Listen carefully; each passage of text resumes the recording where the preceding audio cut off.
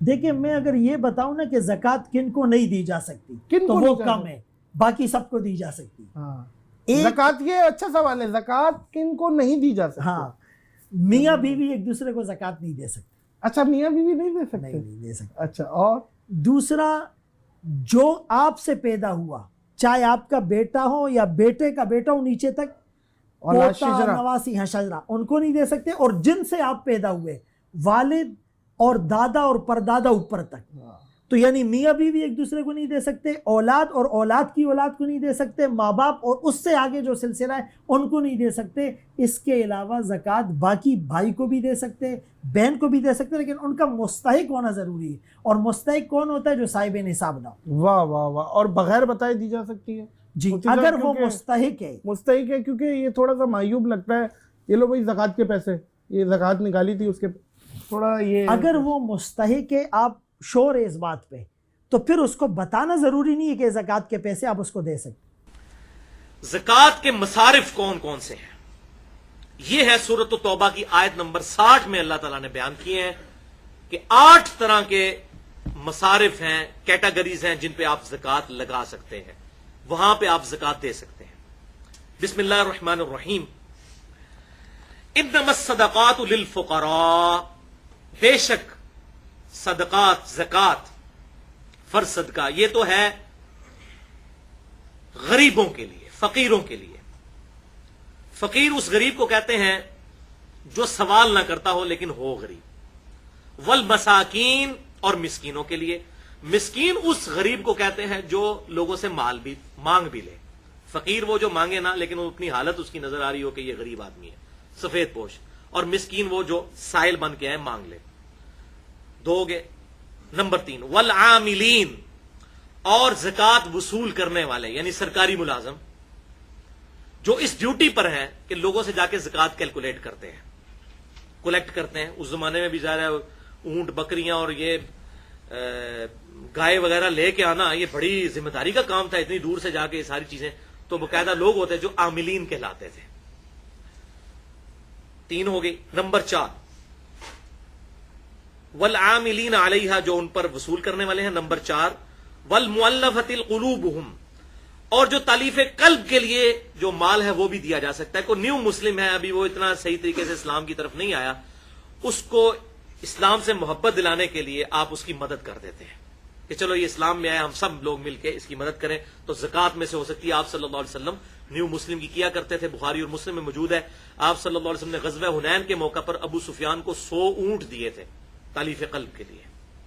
تو اس طرح آپ صلی اللہ علیہ وسلم دیا کرتے تھے کسی کے دل میں اسلام کو پکا کرنے کے لیے، تاکہ ان کا ایمان پکا ہو جائے۔ نمبر 5، وفی الرقاب، اور غلام آزاد کرنے کے لیے۔ آج کل اس طرح نہیں ہے، آج کل اس کی ایک ماڈرن فارم جو ہے وہ اگلا والا جو کیٹیگری ہے۔ نمبر 6، والغارمین،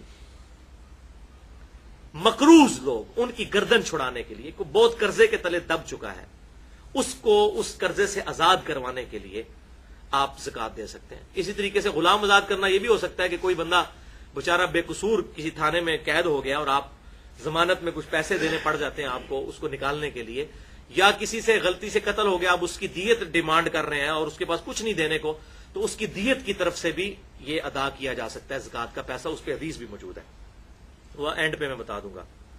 وفی سبیل اللہ، یہ 7 نمبر، اور اللہ کی راہ میں، پرٹیکولر اس سے مراد تو جہاد فی سبیل اللہ ہے، باقی اس کی مد میں اور کافی ساری چیزیں آ جاتی ہیں، وہ میں انشاءاللہ اسی میں بتا دیتا ہوں۔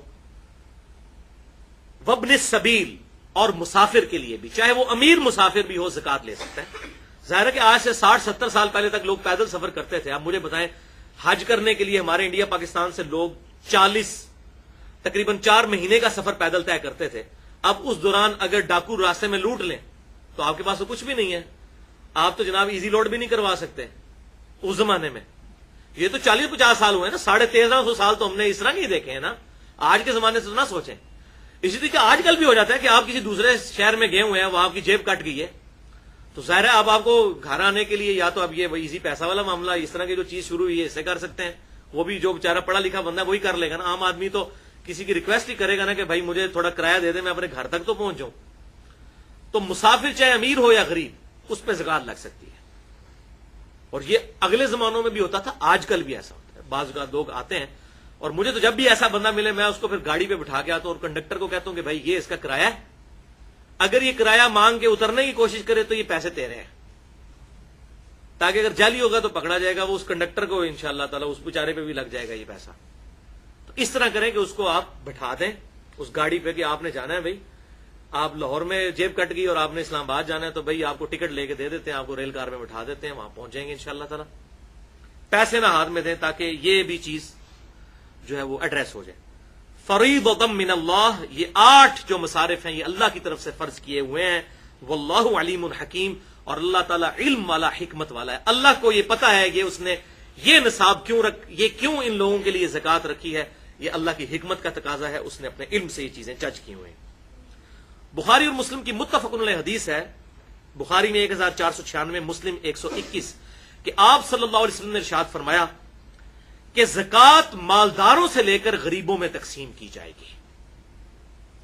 یعنی امیروں سے لے کر امیروں میں نہیں، مالداروں سے لے کر غریبوں میں، اور وہ یہ 8 کیٹیگری اوپر آ گئی. اس بات پر بھی اجماع ہے کہ میاں اپنی بیوی کو زکوٰۃ نہیں دے سکتا اور بیوی اپنے خاوند کو زکوٰۃ نہیں دے سکتی. ویسے تو بخاری اور مسلم میں آتا ہے کہ جو مرد اپنے بال بچوں پہ جو کچھ لگاتا ہے وہ صدقہ ہے، لیکن وہ زکوٰۃ نہیں لگا رہا ہوتا. مراد یہ اللہ کے حضور صدقہ لکھا جائے گا، جیسے میں نے پچھلی دفعہ کتنی بتائیں، سبحان اللہ بھی کہنا صدقہ ہے، الحمدللہ کہنا بھی صدقہ ہے، لا الہ الا اللہ بھی صدقہ ہے، اللہ اکبر بھی صدقہ ہے. اس طرح میاں بیوی کا ایک دوسرے پہ خرچ کرنا بھی صدقہ ہے، اور اس میں صحیح مسلم کی میں نے حدیث بتائی تھی، ایون میاں بیوی کا آپس میں ازدواجی تعلق قائم کرنا بھی صدقہ ہے، اس پہ بھی ثواب ملے گا. لیکن آپس میں ایک دوسرے کو زکوٰۃ نہیں دے سکتے. وہ جو فتاوی علمگیریہ والا مسئلہ ہم نے سنا، وہ والا چکر بھی نہیں کر سکتے، ہیلا بازی بھی نہیں کر سکتے. اسی طریقے سے اس پہ بھی اجماع ہے کہ اولاد کو زکوٰۃ نہیں دی جا سکتی، اولاد اپنے ماں باپ کو نہیں دے سکتی. ماں باپ میں اس کے اپنے ماں باپ بھی شامل ہیں، دادی دادا بھی شامل ہیں، اور نانی نانا بھی شامل ہیں. یعنی آپ خود جس کی اولاد ہے یا جو آپ کی نسل سے ہے ان کو آپ ڈائریکٹ زکوٰۃ نہیں دے سکتے، لیکن بہن بھائیوں کو آپ زکوٰۃ دے سکتے ہیں، اور سب سے افضل زکوٰۃ یہی ہے. بخاری اور مسلم کی متفق علیہ حدیث ہے، بخاری میں 1466، مسلم میں 2318، اور سنن نسائی میں بھی ڈیٹیل کے ساتھ 2583 ہے. آپ صلی اللہ علیہ وسلم نے فرمایا کہ عام غریب آدمی کو صدقہ دینے کا 1 اجر ہے، اور رشتہ دار غریب کو دینا 2 اجر ہے، کیونکہ اس میں اللہ تعالیٰ صدقے کا اجر بھی دے گا اور رشتہ داروں کے ساتھ حسن سلوک اور صلہ رحمی کرنے کا اجر بھی دے گا. لہذا رشتہ داروں کو دینا زیادہ افضل ہے، ڈبل ثواب ہے. اور یہ اس لیے ہے کہ اکثر جیلسی بھی رشتہ داروں میں ہوتی ہے. یہ طویز دھاگے بھی رشتہ دار کرواتے ہیں، ایک دوسرے کو وہ پھلتا پھولتا نہیں دیکھ سکتے. دوسرا بندہ کبھی بھی آپ سے جیلس نہیں ہوتا. تو اللہ تعالیٰ نے ہماری اسی انسٹنکٹ پہ اسٹرائک کیا ہے کہ سب زیادہ ثواب ملے گا رشتہ داروں کو دو. اور اکثر لوگ ناراض ہوتے ہیں، اس نے منو اپنی دھی کا رشتہ نہیں دیتا سی، تے یہ نہیں سی کیتا جی، میں تے گھر بھی نہیں وڑنا، اس نے مجھے اپنی بیٹی کا رشتہ نہیں دیا تھا، میں نے جانا ہی نہیں ہے، وہ غریب ہے. لوگوں کو زکوٰۃ دیتے رہیں گے اور اپنے غریب بہن بھائیوں کو زکوٰۃ نہیں دیتے. یہ بہت غلط پریکٹس ہے، اللہ تعالیٰ اس سے محفوظ فرمائے. اچھا، اس پہ بھی اجماع ہے امت کا کہ جو فرض صدقہ ہے یہ صرف مسلمان کو دیا جائے گا. فرض صدقہ یعنی زکوٰۃ.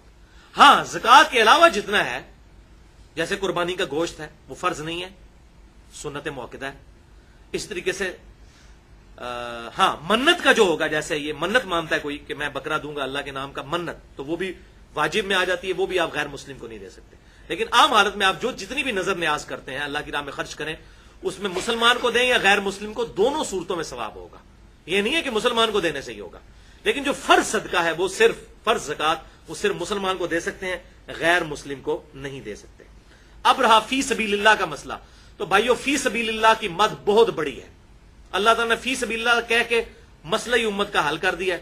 فی سبیل اللہ میں آپ کسی غریب بچے کی فیس بھی دے سکتے ہیں، کوئی لائبریری بنوا سکتے ہیں، رفاع عامہ کے کام کر سکتے ہیں، وہ گلی بنوا سکتے ہیں، کہیں پر کنواں نہیں آپ کنواں کھدوا سکتے ہیں، چاہے امیر وہاں سے استعمال کرے پانی چاہے غریب. رفاع عامہ کے جتنے کام ہیں یہ سب کے سب کام فی سبیل اللہ میں شامل ہیں. اسی طریقے سے کوئی ٹی وی چینل ہے ایسا جو صرف دین کی دعوت کا کام کرتا ہے اور اس کو کمائی کا ذریعہ نہیں بناتا، نو پروفٹ نو لاس پہ، اس کو بھی زکوٰۃ لگ سکتی ہے. تو فی سبیل اللہ کی مد بہت بڑی ہے. اس میں آپ مسجد کے اوپر بھی لگ سکتا ہے. مسجد میں تو اختلاف ہے، دونوں طرف اقوال موجود ہیں، لیکن مدرسے کے اوپر سب کا اجماع ہے کہ دینی مدرسے کے اوپر بھی لگ سکتا ہے. اور الحمدللہ اس حوالے سے میں بات پھر وہ ریپیٹ کروں جو میں نے پچھلی دفعہ کی تھی کہ پوری دنیا کا یہ سروے ہے کہ پوری دنیا میں چیریٹی میں نمبر 1 پاکستان ہے، خرچ کرنے والا ملک۔ پوری دنیا میں کسی ملک کے لوگ اتنا خرچ نہیں کرتے غریبوں پر جتنا پاکستان کرتا ہے۔ یہ چیریٹی میں پاکستان دنیا میں نمبر 1 ہے، اور یہ ملک چل رہی چیریٹی کے اوپر ہے۔ اتنے غریب لوگ بیچارے لوگوں کے گھروں میں کام کرتی ہیں عورتیں، آپ 1000 روپے میں ایک کام کرنے والی عورت بھی ہائر کر سکتے ہیں، $10 بنتے ہیں مہینے کے۔ $10 مہینے کا کیا ہے؟ باہر کے ملکوں میں تو $10 گھنٹہ چارج ہوتا ہے صفائی کرنے والی، یہاں مہینے میں۔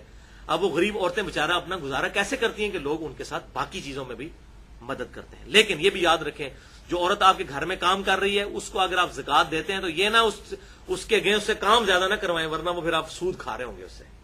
ویسے زکات سے اس کی مدد کریں، اس میں اس کی طرف سے بدلے کو اپنے ذہن میں نہ رکھیں، ادروائز زکات گئی بیڑا غرق۔ یہاں پر ایک تملیغ کا مسئلہ میں بتا دوں جو فقہ حنفی میں ایک بہت بڑا مسئلہ ہے، اس کی وجہ سے بڑا فتنہ کھڑا کیا ہے ان لوگوں نے، تملیغ کا، ملکیت کا مسئلہ۔ فقہ حنفی میں یہ مسئلہ انہوں کی کتابوں میں لکھ دیا اور وہ آج تک اس کو ڈیفینڈ کر رہے ہیں، ان کے پاس کوئی دلیل اس کی نہیں۔ وہ کہتے ہیں کہ جی زکات کے لیے مالک بنانا ضروری ہے، مالک بنانا ضروری ہے، جب تک مالک نہیں بنائیں گے اس وقت زکات نہیں آپ کی ادا ہوگی۔ وہ مالک کی مرضی، جس طرح مرضی خرچ کرے۔ مثلا اگر میں چاہتا ہوں کہ زکات میں سے کسی کو راشن دوں، وہ کہتے ہیں یہ نہیں آپ کر سکتے، آپ اس کے ہاتھ میں رقم پکڑائیں، وہ اپنی مرضی سے راشن لے یا جو وہ مرضی کام کرے، ورنہ آپ کی زکات ادا نہیں ہوگی۔ حالانکہ زکات آپ راشن کی شکل میں دیں، کرنسی کی شکل میں، کسی بھی شکل میں، اس پہ امت کا اتفاق ہے۔ وہ کہتے ہیں نہیں جی مالک بنانا ضروری ہے۔ اچھا اب آپ ان سے جا کے پوچھیں گے آپ جو مدرسوں کی ریسیپٹ کاٹتے ہیں اس میں تو آپ مالک کوئی نہیں بنا ہوتا۔ جب یہ رسید کاٹتے ہیں آپ سے پوچھتے ہیں نا یہ زکات کی مد میں ہے یا ویسے ہے، تو آپ کہہ رہے ہیں کہ زکات ہے، تو وہ زکات والی رسید رہتا کاٹ دیتے ہیں، تو اس میں تو مالک کسی کو نہیں، مالک کا نام لکھا ہوتا ہے، آپ کا ہی نام لکھ کے واپس کرتے ہیں۔ ہونا تو چاہیے اپنے اس کا مالک کا نام لکھیں۔ اب میں آپ کو حیران کن اندر کی بات بتانے لگا ہوں، یہ آپ جا کے آپ جو فقہ حنفی کے مدرسے ہیں ان سے جا کے کنفرم کرنا ہے، کیونکہ میں بھی رہا ہوں نا، مجھے پتا ہے سارا کچھ۔ وہ دائیں کو ٹھڈ تو نہیں چھپے ہوتے، تو جو دائیں ہوتی ہیں ان سے پیٹ نہیں چھپے ہوتے، ان کو تو پتا ہوتا ہے۔ تو یہ پتا کیا کرتے ہیں فقہ حنفی میں مدرسوں کے اندر انہوں نے اسٹوڈنٹس رکھے ہوئے ہیں، غریب ظاہر ہے، تو جب یہ زکات کا سارا مال اکٹھا ہوتا ہے نا، مثلا 1 لاکھ روپے اکٹھا ہوا، تو وہ اسٹوڈنٹس 10 بٹھا لیں گے، تینوں کو 10-10 ہزار گفٹ کر دیں گے اور کہیں گے یہ آپ پہ زکات ہے، آپ کو مالک ہم نے بنا دیا ہے 10-10 ہزار کا، 10 کے 10 اسٹوڈنٹس کو مالک بن گئے۔ اس کے بعد کہتے ہیں آپ اپنی مرضی سے ہمیں گفٹ کرتے ہیں، تو وہ آپ حاضر ہیں، یہ ایسے ہوتا ہے۔ انہوں نے کتا تو لال کرنا ہے نا کسی طریقے سے، وہ تملیغ والا جو مسئلہ وہ بنا گئے ہیں بابے، وہ بابوں کو تو انہوں نے خوش کرنا ہے، تو پھر کہتے ہیں وہ پھر واپس لیتے ہیں۔ ایک طرف کہہ رہے ہیں جی آپ مرضی سے نہیں کر سکتے، ادھر مرضی خود تھوپ رہے ہیں۔